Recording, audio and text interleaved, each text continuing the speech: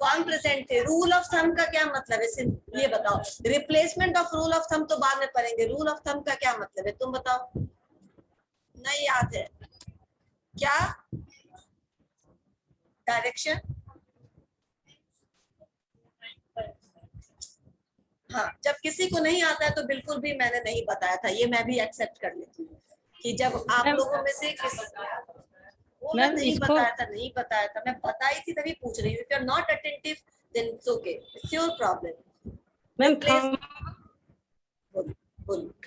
Thumb rule का इससे relate कर सकते हैं कि जो चीज ठीक लगे बस उसको कर देने से मतलब? सिंपल है, working on basis of guesses. Rule of thumb का मतलब एग्जैक्टली यही है, वर्किंग। सही, वेरी गुड, कोई तो था मेरे क्लास में, कम से कम कोई एक स्टूडेंट। रूल ऑफ थंब का मतलब होता है जब आप कोई काम अपने अनुमान के बेसिस पे करते हैं, गेस के बेसिस पे करते हैं, इंट्यूशन के बेसिस पे करते हैं। जिस दिन आप लोगों को बिल्कुल आवाज नहीं आ रही थी तो मैं दौड़कर ऊपर नीचे 3-4 फ्लोर में दौड़ी थी, और तब यहाँ के फैकल्टी रूम से आपका क्लास किया था, छिप गया वो। उसी दिन मैंने ये समझाया था रूल ऑफ थंब क्या होता है, मुझे याद है कब बताया था, किस परिस्थिति में बताया था। तो ये रूल ऑफ थंब का मतलब होता है जब आपको कोई चीज अनुमान के बेसिस पर या गेस वर्क होता है ना, गेस कर लेते हैं, इसके बेसिस पर काम करने की आदत हो, या उस बेसिस पर जो काम होता है उसको हम बोलते हैं रूल ऑफ थंब। तो साइंटिफिक मैनेजमेंट में एफडब्ल्यू टेलर ने कहा कि इस रूल ऑफ थंब को रिप्लेस करने की जरूरत है, क्या चीज से? साइंटिफिक इन्वेस्टिगेशन से। There should be some reference, there should be some scientific calculation, mathematical calculation, जिससे आप बता सके अपने एम्प्लॉयर को, अपने क्लाइंट को कि आप ये चीज मांग रहे हैं तो किस बेसिस पे मांग रहे हैं। ठीक है ना, अगर आप बोल रहे कि 50,000 में मैं आपका ये काम कर दूंगा, तो आपके पास 50,000 का या 5 लाख में काम करूंगा तो 5 लाख का कुछ तो ब्रेकडाउन होना चाहिए ना, ब्रेकअप होना चाहिए ना, कि ये मैं कहाँ कहाँ इन्वेस्ट करूंगा, फिर वो देने में ठीक है आपको कन्विंस हो जाएगा आपके ब्रेकअप से, हाँ सही बोला, इतना खर्चा इसमें होगा, इतना खर्चा इसमें होगा तो इतना पैसा लगेगा। गवर्नमेंट जब कोई प्रोजेक्ट असाइन करती है तो जब बजट आपको देती है तो वो आपके पहले प्रोजेक्ट को देखते हुए देती है ना। जब आप बैंक से लोन लेने जाते हैं, you have to show your project plan, बताता है कि आप किस किस लेवल पे कितना कितना खर्चा करेंगे, उस हिसाब से आपको आपका लोन अमाउंट सैंक्शन हुआ जाता है और फेज वाइज आपको दिया जाता है। करेक्ट? इवन इफ आपका जो एजुकेशन लोन है वो भी आपको उसी हिसाब से आपके अकाउंट में क्रेडिट होता है, जिस अकाउंट से आपको जितना फी देना पड़ता है कॉलेज में होता है। तो this is what rule of thumb. नहीं गेस नहीं क्या अंदाजा से 8-10 लाख खर्चा हो जाएगा मेरे पढ़ने में तो आप 15 लाख दे दीजिए या आप 10 लाख दे दीजिए, नहीं, कैसे 10 लाख, क्या क्या फी स्ट्रक्चर है, गिव मी सपोर्टिंग, राइट। तो रूल ऑफ थंब यानी गेस वर्क को रिप्लेस किया हमने साइंटिफिक कैलकुलेशन के बेसिस पर, कुछ रेफरेंसेस के बेसिस पर, साइंटिफिक मैनर में जब हम काम करते हैं तो उसको हम replacement of rule of thumb बोलेंगे। Rule of thumb doesn't mean scientific planning, rule of thumb means guess work. Simple, इतना याद रहेगा, आप भूलेंगे नहीं, बिल्कुल नहीं, ठीक है। दूसरा साइंटिफिक सिलेक्शन एंड ट्रेनिंग, ये क्या था? ओके हम मान लेते हैं कि हमने कुछ नहीं पढ़ाया था उस दिन का, जो मेरा एनर्जी था, मेरा टाइम था, वो एफर्ट था, वो वेस्ट हुआ। मैं फिर से एक बार वो उसको वापस बताती हूँ। साइंटिफिक सिलेक्शन और ट्रेनिंग वर्कर का मतलब हुआ कि किसी जो राइट आदमी है उसको राइट काम के लिए ट्रेनिंग देना। वेरी गुड, कुछ बच्चे पढ़ रहे थे उसके बाद, ठीक है। साइंटिफिक सिलेक्शन का मतलब होता है कि आप बीसीए कर रहे हैं ना, हम आपको अकाउंट्स के लिए हायर करते हैं, आप मेरे यहाँ अकाउंट संभालिए, ये साइंटिफिक सिलेक्शन है? नहीं है। साइंटिफिक सिलेक्शन का मतलब जो आदमी जिस स्किल में है, जिस प्रोफेशन से है, जिसका उसने ट्रेनिंग लिया है, उसको उस काम के लिए यूज किया जाए, ठीक है ना। अब हम सचिन तेंदुलकर को भेज देंगे लॉन टेनिस के कोर्ट में तो वो कहाँ छक्का चौका मार पाएगा, ठीक है, तो वो नहीं बन पाएगा सानिया मिर्जा, ठीक है ना, या फिर जोकोविच नहीं कर पाएगा वैसा परफॉर्मेंस, क्योंकि वो उस चीज का प्लेयर नहीं है। साइंटिफिक सिलेक्शन मींस प्लेयर तो सभी है, लेकिन वो जिस चीज का जो प्लेयर, जोकोविच को रैकेट से खेलने दो, ठीक है ना, बल्ला उसके हाथ में थमाओगे तो वो सचिन तेंदुलकर नहीं बन पाएगा, वो कुछ नहीं बन पाएगा, राइट, वो विंबलडन नहीं जीत पाएगा। इसी तरह साइंटिफिक सिलेक्शन होता है कि जिस आदमी के पास जो गुण है, क्योंकि हर आदमी के पास अलग अलग गुण है, तो जिसमें जो गुण है उस गुण को यूज करिए आप, ठीक, उसको उस गुण के कैसे बेस्ट हुआ आपके यहाँ परफॉर्म कर सके उसके लिए हायर करिए। इसको साइंटिफिक सिलेक्शन करते हैं, यानी based on the basis of required skill set. When you select certain people who having those skill sets, who having those talents, तो फिर वो अच्छा काम करेगा। ठीक है, अगर आपने किसी को भी ले लिया और किसी से कोई काम करा रहे हैं, जैसे पहले किसी से भी कोई काम करवा लेते थे, तो ट्रेनिंग का जो ड्यूरेशन होता है बहुत लंबा लेना पड़ता है। जो पढ़ के जाएगा बीसीए, जो आप पाइथन पढ़ के जा रहे हो, ठीक है ना, बहुत इंपॉर्टेंट है वो, आप पढ़ के जा रहे हो, तो आपको कितना ट्रेनिंग देगा? आपको कोई भी कंपनी ले जाएगी, 1 हफ्ते 10 दिन 1 महीने का ट्रेनिंग में आप एकदम से तैयार हो जाएंगे, काम करने लगेंगे। मुझे लेके जाएगी 1 साल का भी ट्रेनिंग, उसको कम पड़ेगा तो मुझे निकाल देगी। साइंटिफिक सिलेक्शन नहीं हुआ। ठीक है, क्लियर हुआ? इसी तरह साइंटिफिक सिलेक्शन का मतलब होता है कि आपके पास जो स्किल सेट है और आपको जो रिक्वायर्ड स्किल सेट है, यानी एम्प्लॉयर को हमेशा सिलेक्शन ऐसे लोगों का करना चाहिए जिसके पास वो ऑलरेडी टैलेंट या स्किल वो पॉजेस करता है। ठीक है, उसको हम साइंटिफिक सिलेक्शन, क्योंकि ये भी दिमाग लगा के आपने सेलेक्ट किया लोगों को। और ट्रेनिंग में मैंने ये बताया था कि ठीक है, तुमने ले लिया साइंटिफिकली सिलेक्शन कर लिया, हमारे पास जो गुण है, हमारे हम जिसमें ज्यादा अच्छा कर सकते हैं, उसके लिए अच्छा सचिन तेंदुलकर को सेलेक्ट कर लिया रणजी ट्रॉफी में, ठीक है ना, विराट कोहली कर ले, उसके बाद वो प्रैक्टिस करना छोड़ दे या उससे प्रैक्टिस करवाना छुड़वा दीजिए, तो क्या फिर वो अगले 2-4 गेम के बाद जब मैच में उसको ले जाएंगे तो वो अच्छा परफॉर्म कर पाएगा?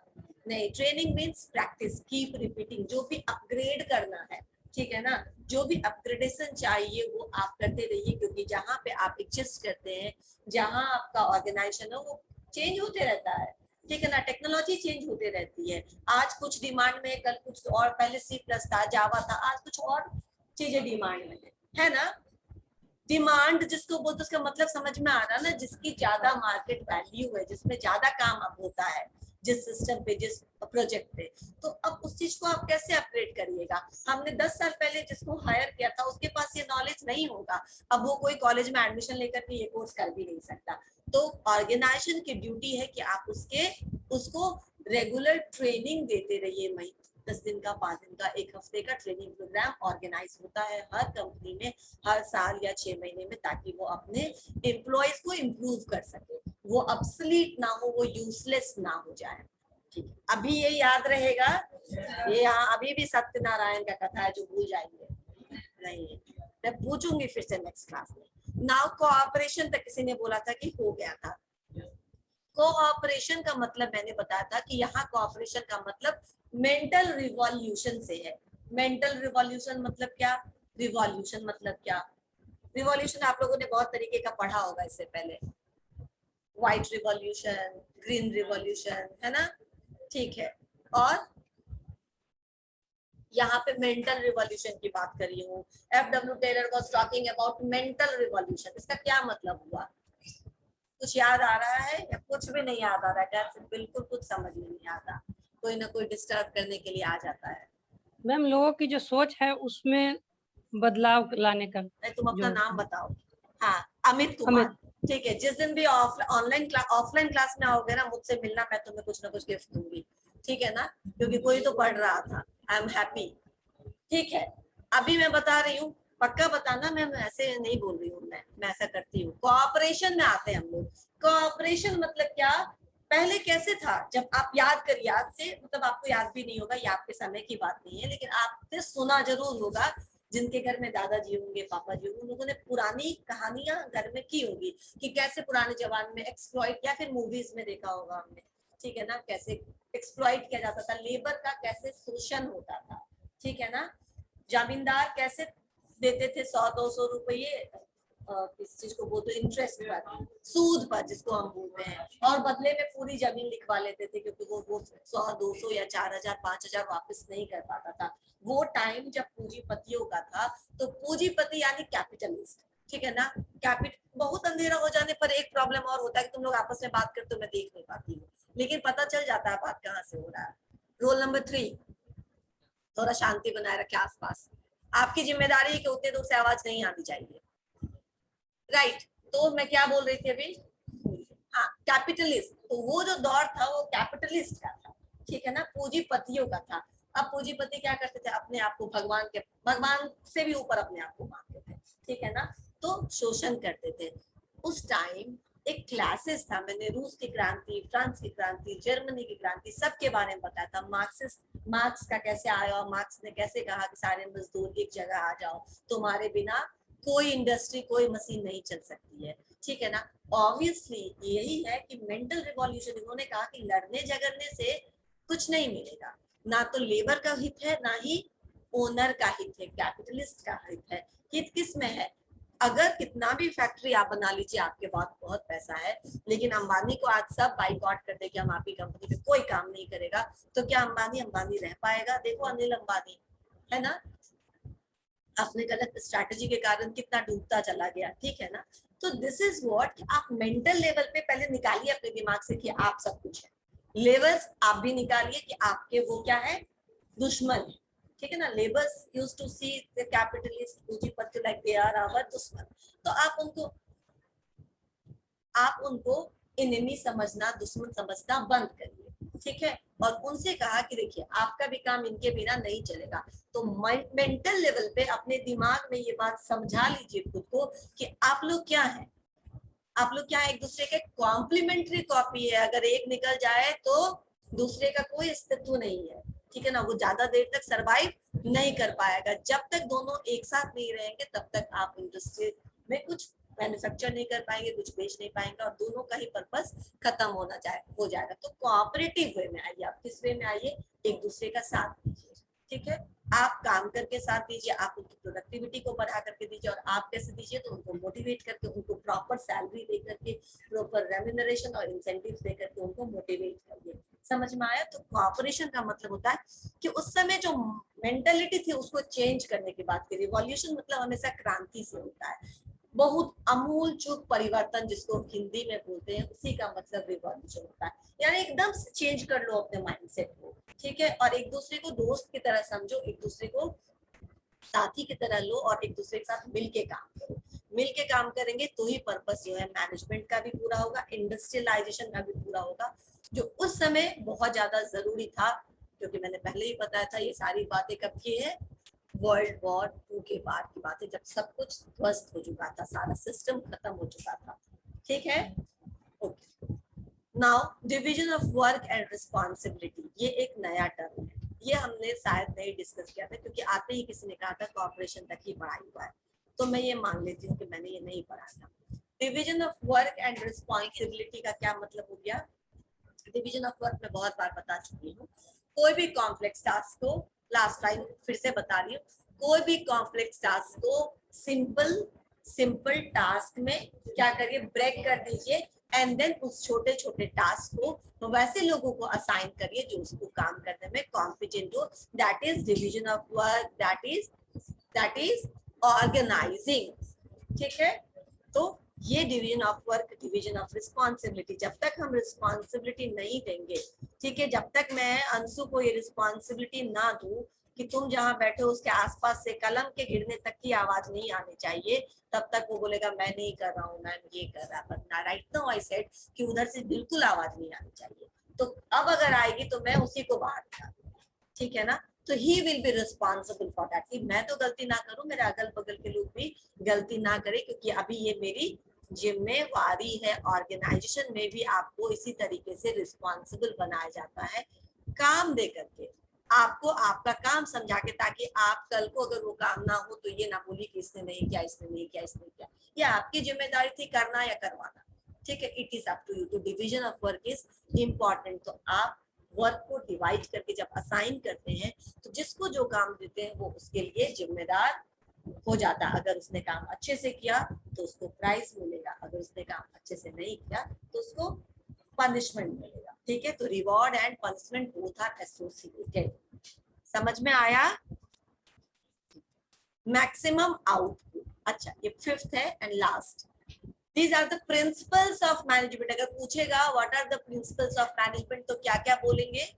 अभी से शुरू क्या है? Replacement of rule of thumb by science. दूसरा क्या? कोऑपरेशन, ठीक है। उसके बाद तीसरा division of work and responsibility, जो दिख रहा है वही बोल रही हो, ठीक है। उसके बाद Scientific selection. evaluation or scientific selection and training, ठीक है. And the last one is maximum output.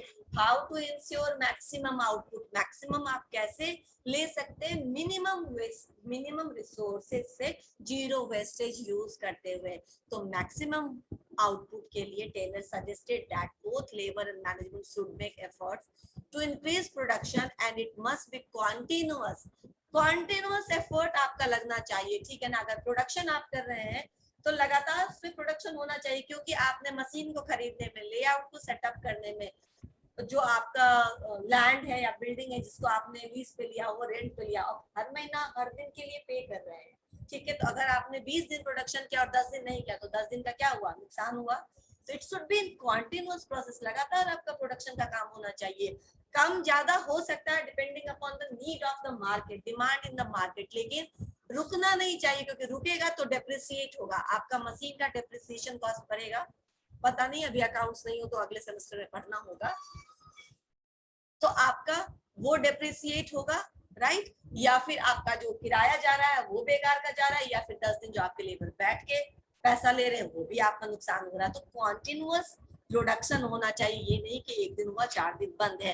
तभी आप अपने सारे फैसिलिटीज का, अब अगर मैं फैसिलिटीज बोल रही हूँ इसका क्या मतलब हुआ?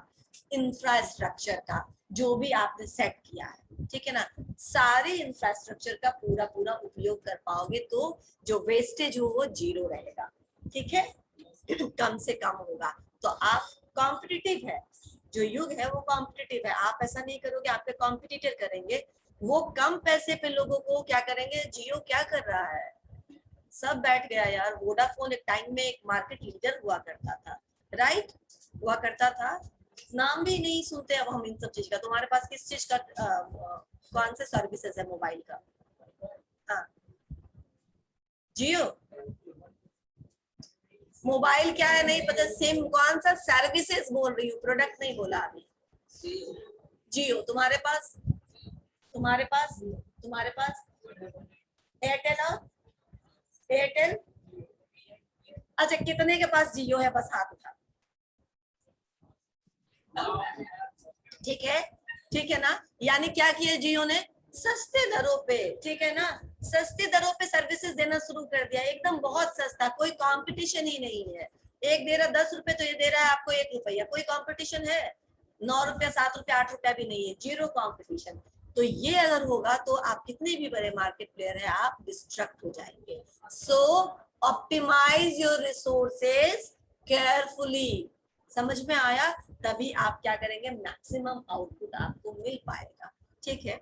ऐसे जो उन्होंने क्या, उसको डिस्ट्रक्टिव मार्केटिंग बोलते हैं. आपको नहीं पढ़ना वो डिस्ट्रक्टिव मार्केटिंग. बाकी सारे कॉम्पिटिटर को खत्म कर दो, उसके बाद हम अपना मनमाफिक रेट रखेंगे, ठीक है ना. रखेगा वो जरूर अपना मनमाफिक धीरे धीरे, ठीक है. नाउ ये पांचों याद रहेगा, पांचों principles of management. Okay, next है टेक्निक्स ऑफ साइंटिफिक मैनेजमेंट. ठीक है. फर्स्ट क्या? फंक्शनल फोरमैनशिप, ठीक है. फंक्शनल फोरमैनशिप का मतलब क्या हुआ कि अगेन वही बात है कि जो फंक्शनल फोरमैनशिप, यानी आपके यहाँ उस समय 2 ही चीजों का था. उस समय इतना आईटी मैनेजमेंट वगैरह का डिमांड नहीं था. उस समय 2 चीज का डिमांड था. क्या क्या? Planning and production. Planning and production, या तो ऑपरेशन डिपार्टमेंट जिसको हम प्रोडक्शन भी बोल सकते हैं, या तो वो डिमांड में था या प्लानिंग डिपार्टमेंट था. उन्होंने कहा कि हमारे यहाँ फंक्शनल फोरमैन होने चाहिए, यानी फंक्शंस के बेसिस पर फोरमैन यानी हेड, ठीक है ना, हेड होने चाहिए. यानी कौन कितना अच्छा प्लानिंग कर सकता है उसको प्लानिंग डिपार्टमेंट में रखो, और कौन प्रोडक्शन में अच्छा कंट्रीब्यूट कर सकता है उसको प्रोडक्शन में डिपार्टमेंट में रखो. और प्रोडक्शन डिपार्टमेंट में 4 अलग अलग फॉरमेन्स की बात की. फोरमैन यानी हेड्स की बात की कि कैसे हम काम को चारों के बीच में डिवाइड करेंगे और सब अपने अपने रोल के लिए रिस्पॉन्सिबल होगा. और प्लानिंग डिपार्टमेंट में भी उन्होंने 4 अलग अलग हेड्स की बात की. अभी मैंने यहाँ इतना डिटेल में नहीं बताया, पर नाम बता देती हूँ. उन्होंने नाम रखा था, जो प्लानिंग डिपार्टमेंट है उस प्लानिंग डिपार्टमेंट में उन्होंने नाम रखा था रूट क्लर्क. यहाँ दिख रहा होगा आपको, है ना, route clerk, instruction card clerk, time and cost clerk and disciplinarian officer. ठीक है, इसका मतलब हो गया रूट क्लर्क विल डिसाइड किस रूट से काम होना है, प्लानिंग डिपार्टमेंट की बात कर रहे हैं, किस रूट से, यानी प्रोडक्शन का जब भी होता है ना एक रूट डिसाइडेड होता है, मशीनों का लेआउट होता है, सेटअप होता है, वो एक तरीके से होता है। कभी आप जाएंगे इंडस्ट्रियल विजिट में तो आपको ये क्लियर होगा, ठीक है। तो एक रूट डिसाइडेड होता है, तो रूट कौन डिसाइड करेगा, root clerk. Instruction card clerk instruction देगा, निर्देश देगा कि क्या क्या काम करना है, कौन कौन सी टूल्स और मशीन्स को काम पे लाना है, यूज करना है।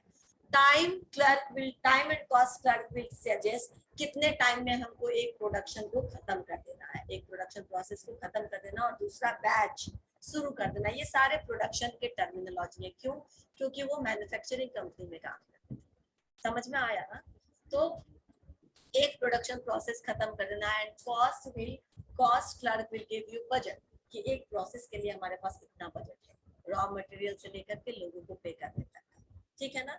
तो ये cost, time and cost clerk. उसके बाद लास्ट में डिसिप्लिनरी ऑफिसर, जो आपके क्लास में बहुत ज्यादा जरूरी है, क्योंकि अगर हम आपको डिसिप्लिन मान के चले तो रोज ही क्लास में प्रॉब्लम हो जाएगा, तो कभी कभी कंट्रोल करना पड़ता है। Disciplinary officer will control the activity and behavior of all the employees in the organization. ये हो गया तुम्हारा प्लानिंग डिपार्टमेंट के 4 इंपॉर्टेंट फोरमैन। अब ये आगे थोड़ा डिटेल में आगे भी पढ़ाएंगे, बस अभी ये समझ लो। नेक्स्ट में है प्रोडक्शन डिपार्टमेंट का। प्रोडक्शन डिपार्टमेंट में जो नाम है वो बहुत इंटरेस्टिंग है, आपको याद रहेगा। स्पीड बॉस, गैंग बॉस, ठीक है ना, repair boss and inspector. Speed boss will ensure the speed of machine, ठीक है ना, यानी सब मशीन ठीक है, कोई बीमार तो नहीं है, कोई अपनी गति से धीरे या ज्यादा तेज तो नहीं चल रहा है, स्पीड बॉस। साथ साथ यू मैन पावर का भी, ठीक है ना, मैन पावर का भी अपना एक काम करने का रोज का एक तरीका होता है। क्या वो अपने रेगुलर या रूटीन वर्क से नीचे प्रोड्यूस कर रहा है, जितना वो नॉर्मली जितना यूनिट बनाता था उससे कम वर्क कर रहा है या कम बेच रहा है, तो क्या उसकी हेल्थ खराब है या वो डीमोटिवेटेड है या कोई अलग कंप्लेन है जो वो नहीं बता रहा, बस कम कर करके दिखा रहा है कि आई एम नॉट हैप्पी, तो उससे बात करना पड़ेगा। स्पीड बॉस समझ में आया? ये प्रोडक्शन डिपार्टमेंट का हो गया। अब ज्यादा देर से यस बोलोगे ताकि मैं कंक्लूड कर दूं जल्दी। फिर गैंग बॉस। गैंग बॉस का मतलब सिंपल है, टीम लीडर, ठीक है ना, जो टीम को आगे लेकर के जाता है, पूरे के पूरे टीम को, पूरे के पूरे काम को कंट्रोल करता है, गैंग बॉस जो टीम लीडर है, समझ लो। रिपेयर बॉस, जो किसी भी तरीके का तोड़ जोड़, अगर रिपेयरिंग की जरूरत है किसी टूल्स में, किसी भी चीज को, तो वो उसकी जिम्मेदारी होगी कि प्रोडक्शन प्रोसेस स्टार्ट होने से पहले आप रिपेयर करा के रखिए, तो कि बीच में कोई टाइम लीजर ना जाए, खाली ना जाए। ऑप्टिमम यूटिलाइजेशन की हम बात कर रहे हैं, तो हम 5 मिनट क्या 2 मिनट भी बर्बाद नहीं करेंगे। समझ में आया? And then lastly inspector. ये इंस्पेक्टर का मतलब क्या हो गया? Quality inspector. हमेशा प्रोडक्शन या मैन्युफैक्चरिंग कंपनी में क्वालिटी इंस्पेक्टर होते हैं, जो लास्ट में जब प्रोडक्शन हो जाता है तो क्वालिटी चेक करते हैं कि जो हमारा बेंचमार्क था, बेंचमार्क का मतलब कोई भी आदमी जब तक 60% नहीं लाएगा तब तक इस एग्जाम के लिए एलिजिबल नहीं हुआ। तो बेंचमार्क है ना 60%, आप ऊपर जा सकते हैं, लेकिन एटलीस्ट बेंचमार्क को तो मीट करिएगा ना। अगर हमारे प्रोडक्ट का कोई बेंचमार्क है, वो होता ही है, स्पेशलाइजेशन उसको बोलते हैं, तो वो बेंचमार्क को अगर प्रोडक्ट कोई नहीं मैच कर रहा है तो पूरा का पूरा प्रोडक्शन प्रोसेस का जो पूरा एक बैच है उसको रिजेक्ट किया जा सकता है, ठीक है। इसीलिए आप जाएंगे कभी तो पता चले, क्वालिटी इंस्पेक्टर का काम होता है क्वालिटी चेक करना। तुम दुकान में जाओ और कोई भी पेन ले लो, कोई भी ये पेन ले लो, अग्नि ले लो, तुम लोग किससे लिखते हो, रेनॉल्ड्स ले लो, कहीं कैसे भी ले लो, बॉम्बे से ले लो, दिल्ली से ले लो, पटना से ले लो, अपने गांव से ले लो, सब एक जैसा रहता है या किसी में कोई अंतर होता है क्या? थोड़ा जोर से बोलो। सब डिफरेंट रहता है। तो एक रेनॉल्ड्स लिया वो दिल्ली से लिया वो अलग, पटना से लिया अलग होता है। मैं एक की बात कर रही हूँ, अगर आपने एक कंपनी का कोई ब्लू कलर का पेन लिया तो हर जगह एक जैसा होता है, राइट? ये क्या होता है? स्पेशलाइजेशन, ठीक है ना। वो एक जैसा बैच ही बनेगा और वो क्या है? बेंचमार्क। उस बेंचमार्क को मीट करना जरूरी है, अगर वो नहीं करेगा तो आपका जो मार्केट रेपुटेशन है वो डैमेज हो जाएगा ना। इस अमूल का ही मान लो पनीर है या अमूल का कोई मिठाई है, वो अगर बहुत अच्छा उसका मार्केट रेपुटेशन है, क्यों? क्योंकि कंसिस्टेंसी है उसके क्वालिटी में। एक बैच कोई ऐसा निकल जाए जिसमें कीड़े मिल जाए सबके घर में, वो मार्केट पॉपुलैरिटी उसकी डाउन हो जाएगी। तो वो बेंचमार्क को मेंटेन करना बहुत जरूरी है। ये सब फंक्शनल फोरमैनशिप में आया। आगे हम लोग नेक्स्ट क्लास में करेंगे क्योंकि आप लोग बहुत अवतार है। हाँ ठीक है, पीडीएफ सेंड कर, अटेंडेंस ले लेते हैं। 2 मिनट रुको, अभी मेरा टाइम अभी है बचा हुआ।